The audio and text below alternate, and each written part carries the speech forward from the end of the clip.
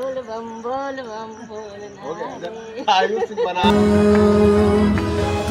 प्रीत हो मेरी बांसुरी का गीत हो, तुम प्रेम हो तुम प्रीत हो मनमीत हो राधे मेरी मनमीत हो तुम प्रेम। हेलो फ्रेंड्स, स्वागत है आप सभी का मेरे चैनल पे। और कांवर यात्रा का आज चौथा दिन है और सुबह के बज रहे हैं 4 और हम लोग स्नान करके और पूजा कर रहे हैं कांवर की। और यहाँ पे मैं वॉइस ओवर इसलिए कर रही हूँ क्योंकि वहाँ बहुत ही ज़्यादा बोल बम के नारे लग रहे थे, तो उसमें मैं कुछ भी बोलती तो आपको सुनाई नहीं देता, इसलिए मैं बोली ही नहीं। और यहाँ पर मैं, आयुष और इसके पापा ही पैदल यात्रा कर रहे हैं। तो यहाँ पर हम लोग कांवर को अपने धूप दिखा के और भोग लगा के आरती करके फिर कनगुच्ची कर रहे हैं, जो कि मैं पहले भी आप लोगों को बताई हूँ। माफ़ी मांग रहे हैं, मतलब कान पकड़ के उठक बैठक करना होता है 5 बार, फिर बोल बम ताली बजा करके फिर कांवर को लेके चलना होता है। तो आज का जो दिन रहेगा पूरा काफ़ी ज़्यादा व्यस्त रहेगा क्योंकि बहुत लंबा सफ़र हम लोग को यहाँ से तय करना है। तो चलिए देखते हैं कितने बजे तक पहुँचेंगे, लेकिन हाँ पूरा दिन बहुत ही ज़्यादा मस्ती होने वाला है, तो आप लोग को भी दिखाएँगे। जैसे गुड़ा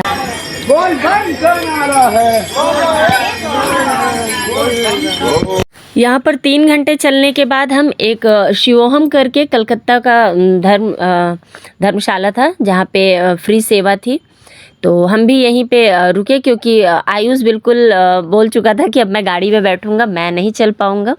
तो इसके पापा बोले थोड़ा आराम करेंगे तो शायद उसकी हिम्मत फिर से बन जाएगी। तो फिर हम लोग यहाँ पे कंटिन्यू चलने की वजह से थकान हो गई थी, मगर मैं ये था कि धीरे धीरे ही चल रही थी। पर रुकना मुझे बहुत ही मुश्किल काम लगता है। तो रुकना मतलब कांवर अगर आप लेके चल रहे हैं ना, रुक गए मतलब दोबारा चलने के लिए आपको फिर से नया स्ट्रगल। थोड़ी देर तक पैरों में बहुत दर्द होता है, फिर जाके जब पैर हिट होता है तो फिर उसके बाद आप आसानी से चल लेते हैं। तो यहाँ का खाना बहुत ही बढ़िया था। तो अगर आप भी कांवर यात्रा लेके चलेंगे, अगर शिवोहम धर्मशाला मिलता है ना, तो ज़रूर वहाँ का प्रसाद ग्रहण करिएगा। तो यहाँ पे हम लोग रोटी, हलवा और पोहे भी मिल रहे थे और सब्जी थी, तो उसको खाए। और उसके बाद मैं और आयुष तो गर्म पानी का कुंड बना हुआ था, उसमें जाके थोड़ी देर पैर को रखे। उसके बाद सभी को मैं मूव लगाई, खुद को भी मूव लगा ली। और उसके बाद ये दोनों सो रहे थे और यहाँ पे हम लोग, एक बड़ा सा हॉल था, यहीं पे हम लोग आके बैठे। बहुत जगह सुविधाएं थी यहाँ पे, मैंने हर सुविधा थी, टॉयलेट की भी सुविधा थी और बहुत ही क्लीन था टॉयलेट, सबसे अच्छी बात ये थी। और नहाने का भी, स्नान करने का भी अच्छी व्यवस्था थी, बिल्कुल लेडीज़ का अलग, जेंट्स का अलग। और नींबू पानी भी था, पीने का भी था, और पैर की सिकाई के लिए भी था। और अगर किसी को मेडिकल सुविधा चाहिए थी तो वो भी मिल रहा था। और यहाँ पे होने वाली थी महाआरती, इसलिए हम लोग यहाँ पे 1 से 1.5 घंटे हमें सोना भी था, लेकिन महाआरती होने लगी तो फिर हमारा पूरा समय उसी में चला गया। पर यह कि थोड़ा सा आराम मिल गया था, तो ये आराम हम लोग को शाम तक आराम से खींच लिया था।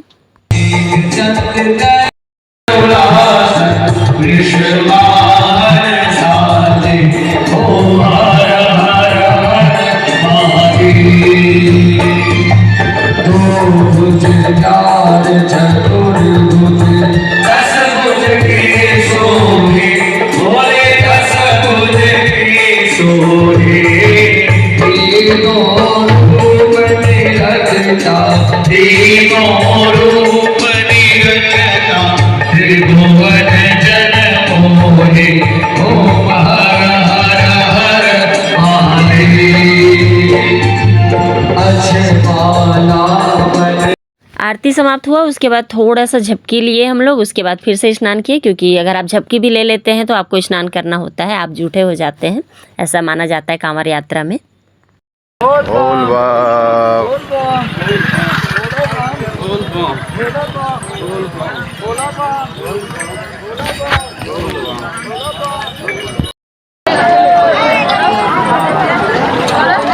आ गए नदी में हम लोग, गुढ़ारी नदी, और यहाँ से बाबा नगरी है ना, बहुत ही पास हो जाता है, जिससे सभी का आनंद जो है बढ़ जाता है।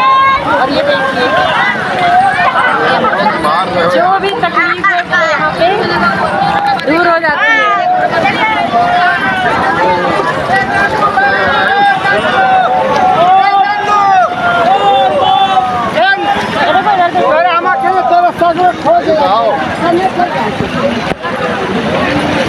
आजा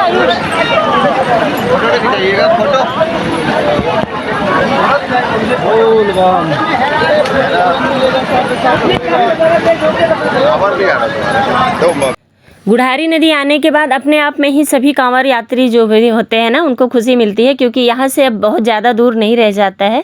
तो यहाँ पे आकर के थोड़ी देर सभी फ़ोटो शूट भी कराते हैं, क्योंकि एक यादें भी ज़रूरी है ना।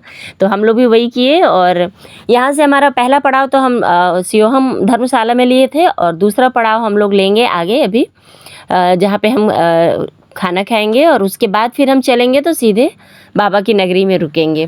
तो ये है गुढ़ारी नदी, और यहाँ पे सभी के चेहरे पे अपने आप खुशी आ जाती है। जो भी थकान रहती है ना, अपने आप से ख़त्म हो जाती है। और जब रेत में पैर पड़ता है ना पानी के साथ, तो उसमें जो दर्द रहता है ज़मीन पे पड़ने पे, वो दर्द नहीं होता है अभी। तो ऐसा लगता है कि सारा दर्द ख़त्म हो गया, लेकिन जब इससे बाहर निकलते हैं तब फिर पनिशमेंट होता है, क्योंकि वहाँ छोटे छोटे कंकड़ रहते हैं बहुत ज़्यादा। अब यहाँ से हम निकल लिए थे, और कुछ ही दूर में हमारा जो धर्मशाला था वहाँ हम पहुँच गए थे। हम लोग अभी आ गए हैं, ये दूसरा पड़ाव है हम लोग का सुबह से। ये है मारवाड़ी बाबा वैद्यनाथ धर्मशाला है ये, और यहाँ पे कुछ देर रुकेंगे और उसके बाद फिर आगे के लिए बढ़ेंगे। और अब ज़्यादा दूर नहीं रह गया है, 16 किलोमीटर ही रह गए हैं बाबा की नगरी में पहुँचने में। और थकान के साथ साथ काफ़ी ज़्यादा आनंद भी है, और इस तरह का है पूरा लुक। कांवड़ यात्रा में धर्मशालाएं हों या दुकान के बगल की जगहें हों, वहाँ पे आपको कांवड़ टांगने के लिए व्यवस्था की गई रहती है। तो ये इसका प्रॉब्लम आपको कहीं भी मतलब फेस नहीं करना पड़ता है। हर जगह आपको कांवड़ रखने की व्यवस्था मिल जाती है, और एक साथ कांवड़ रखे हुए बहुत ही प्यारे दिख रहे थे मुझे तो। कांवड़ यात्रा में अगर आप आते हैं तो कांवड़ उठाने का आनंद और उसे देखने का आनंद जो मिलता है ना, वो आनंद मतलब शब्दों में मैं बयां नहीं कर सकती हूँ। मुझे तो बहुत ही ज़्यादा खुशी मिलती है। इच्छा शक्ति रहती है कि हर बार ही आएँ, लेकिन वही है कि जब तक भगवान की मर्ज़ी नहीं होती है, आप एक भी पत्ता नहीं हिल सकता है। माने वो चाहेंगे तो ही आप आ सकते हैं। तो मेरे साथ तो ऐसे ही होता है। फिर उसके बाद हम लोग अपने कांवड़ रखे, और उसके बाद हम लोग खाना खाए। तो यहाँ पे खाने का हम लोग चार्ज दिए थे, और आश्रम में भी हम जैसे खाए थे ना, तो वहाँ पे हम दान पेटी में दान कर देते हैं, क्योंकि हम मतलब हम में सामर्थ्य है, जिनमें नहीं है उनके खाने के लिए वो सुविधा रखते हैं वो। पर हमारे पास ऑप्शन नहीं था, इसलिए हम वहाँ रुके थे। और इस धर्मशाला में आपको खाने का चार्ज देना होता है, और ये धनबाद से जुड़ा हुआ है। मतलब इसके जो ट्रस्टी हैं वो धनबाद के रहने वाले हैं, वो लोग इसमें मतलब करते हैं, अपना हिस्सा देते हैं। और खाना खाए हम लोग। खाने में रोटी सब्जी कढ़ी, मतलब 2 रंग की सब्जी थी। उसके बाद फिर से मैं इन लोग को मूव लगाई और खुद को भी लगाई, और उसके बाद फिर थोड़ा देर लेटे थे। थोड़ा देर क्या, क्योंकि हल्ला थोड़ा हो रहा था, क्योंकि पूरा ग्रुप यहाँ रुका हुआ था ये लोग का।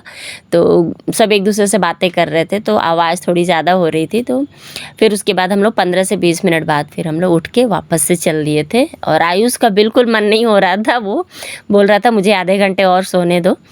पर इधर अगर लेट करते ना, तो होटल में भी मतलब बाबा की नगरी में पहुँचने में भी बहुत ज़्यादा लेट हो जाता। और वहाँ होटल बुक है, तो वहाँ पे आराम से जाके फिर सोएगा तो ज़्यादा अच्छा रहेगा। इसलिए इसके पापा उसको ज़िद करके ले आए। और बीच बीच रास्ते में ना, ये छोटे छोटे बच्चों के जो कलाकार हैं, जो ये हम लोग के इस ज़माने में तो घर के सामने आया करते थे, गर्मियों की छुट्टियों में देखने के लिए मिलता था। पर हमारे बच्चों को तो बस यहीं पे हम दिखा सकते हैं। तो मैं ये छोटू के लिए क्लिप बना ली थी कि उसे भी दिखाऊंगी, क्योंकि वो गाड़ी से चल रहा था, तो उसे ये सब देखने को नहीं मिलेगा, ये रास्ते में ही मिलता है। और एक ख़ास बात मैं करना चाहूँगी, आप अगर कांवड़ यात्रा में चल रहे हैं ना, तो चेंज ज़रूर घर से लेके आइए। मैं तो लेके आई थी, क्योंकि यहाँ पे बहुत सारे ऐसे लोग हैं जो कि मतलब दान मांगते हैं साइड में बैठ के, तो आप भी ज़रूर दान करिए। और यहाँ पे हो गई थी संध्या वेला, तो हम लोग रुके भी थे, और यहाँ कांवड़ की पूजा करेंगे। और शायद हो सकता है ये आखिरी पूजा हो, क्योंकि उसके बाद तो बाबा की नगरी में जाएंगे तो जल कांवड़ से निकाल के चढ़ाना होता है। तो यहाँ पे भोग लगा रहे थे हम लोग। तो सबसे पहले ना कांवड़ में क्या किया जाता है पूजा में, सबसे पहले जो हम साइड में कांवड़ के डब्बे रखे रहते हैं गंगा जल का, उससे खोल के उससे पानी छिड़कते हैं पूरे बॉडी पे और सामान पे भी, जो भी सामान रखें, पर्स वगैरह। पर्स कपड़े का ही रखें, चमड़े का तो यूज़ करना नहीं है यहाँ पे। और कांवड़ में भी छींटा मारेंगे, और उसके बाद अपने मुँह में भी 1-2 बूंद लेना चाहिए, ताकि पवित्र हो सकें। फिर उसके बाद जो भी आप भोग चढ़ाने वाले हैं, उस भोग पे पानी, इसी पानी से पहुँच दें, और धूप और दीप जला के फिर अपना आप पाठ कर सकते हैं, आरती कर सकते हैं। और उसके बाद फिर वही कनगुच्ची करना है, जो कान पकड़ के उठक बैठक करते हैं। उसके बाद फिर से बोल बम बोलते हुए और ताली बजाना है। बोल बम हमेशा मन में तो कम से कम रटते ही रहना चाहिए, अगर आप ज़ोर से नहीं भी बोल रहे हैं, इससे बहुत बड़ी शक्ति मिलती है।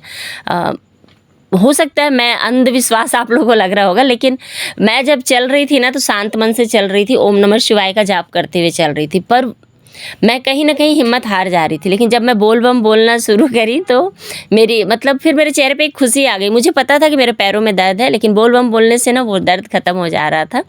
तो बस यहाँ पे हम लोग अपने कांवर उठाए और उसके बाद आगे बढ़े। और यहाँ पे अभी आपको ना बॉर्डर, जो झारखंड और बिहार का जो बॉर्डर है वो भी यहीं पे है, तो इसीलिए सब खुश हो जाते हैं कि चलो अब झारखंड पहुंच गए और बाबा की नगरी में इंटर होगा। तो यहाँ पे ना बहुत सारे डेग बाजा वगैरह सब बजते रहते हैं, खूब मतलब गाना बजाना। बहुत सारे कांवरिया तो यहाँ घंटे घंटे भर डांस करते हैं, इतनी ताकत आ जाती है पैरों में। मुझे तो नहीं हुआ, मैं तो बस खुश थी, फेस पे मेरे चेहरे पे खुशी आ गई थी। बाकी पैरों में काफ़ी तकलीफ़ था मुझे, पर ये था कि हाँ, सूजन इतना ज़्यादा था ना कि मैं चल ही नहीं पा रही थी, पैरों को मोड़ नहीं पा रही थी, इसलिए मुझे दिक्कत हो रहा था।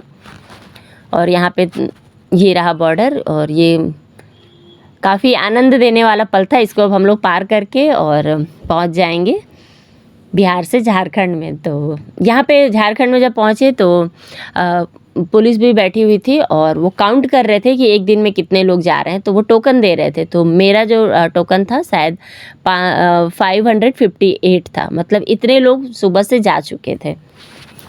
तो अभी ज़्यादा भीड़ नहीं रह रही है, क्योंकि नहीं तो लाखों में ये गिनती जाती थी हर बार।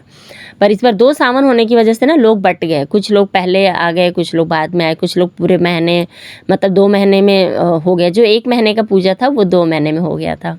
और यहाँ पे हम लोग बाबा की नगरी का मतलब साथ में खड़े होकर फ़ोटो खिंचवाए और अच्छा लगता है। ये आनंद ना आप वहाँ जाके ही ले सकते हैं। हो सकता है आपको मैं वीडियो में उतना जस्टिफाई नहीं कर पा रही हूँ, लेकिन आप लोग ज़रूर एक बार कांवर यात्रा में जाएं, क्योंकि बाई रोड जाने का तो आनंद है, लेकिन इस आनंद को पाने के लिए आपको ना कांवर यात्रा ही मतलब इसी में शामिल होना होगा।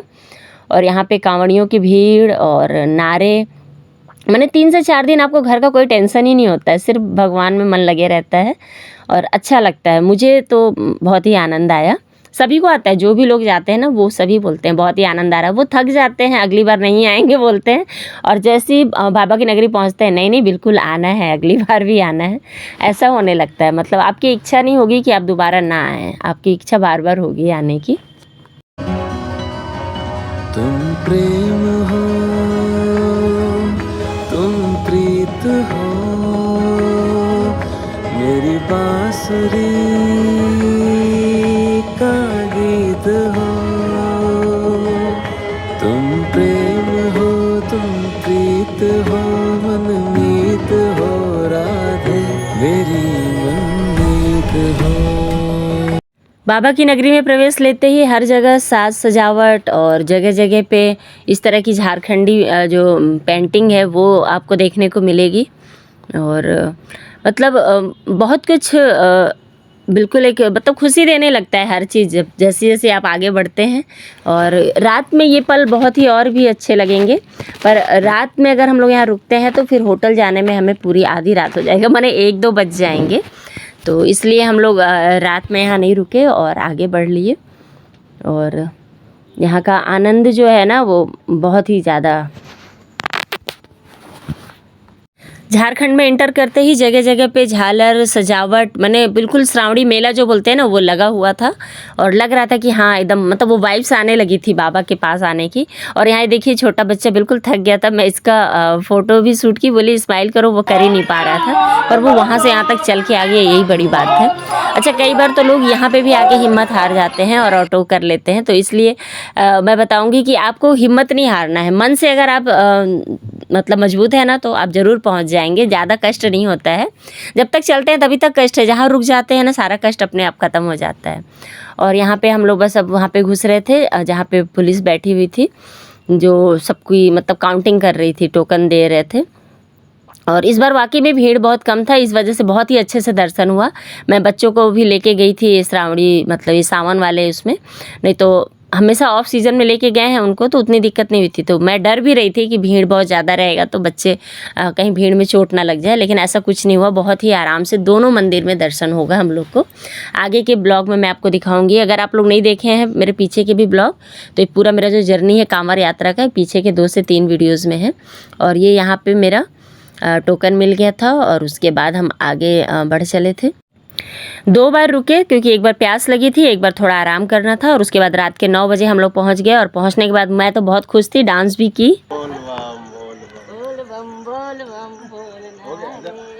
बनाने वाले का तो मुंह ऐसा है तो क्या चलो। कांवर रखने के बाद हम लोग फिर होटल में रुके और मेरे हस्बैंड और बच्चे गए थे खाना लेके आए, क्योंकि मैं बिल्कुल चल नहीं पा रही थी। तो बस खाना वाना हम लोग खाए और उसके बाद नेक्स्ट डे मॉर्निंग में आप लोग से मिलूंगी। तो चलिए नए ब्लॉग में मिलूंगी, तब तक के लिए बाय बाय दोस्तों। और चैनल पे अगर नए हैं तो सब्सक्राइब ज़रूर कर लीजिएगा। और हाँ, एक खास बात, वीडियो लाइक नहीं किए हैं तो प्लीज़ लाइक भी कर लीजिएगा। तो चलिए मिलती हूँ फिर नए वीडियो में, तब तक के लिए बाय बाय दोस्तों।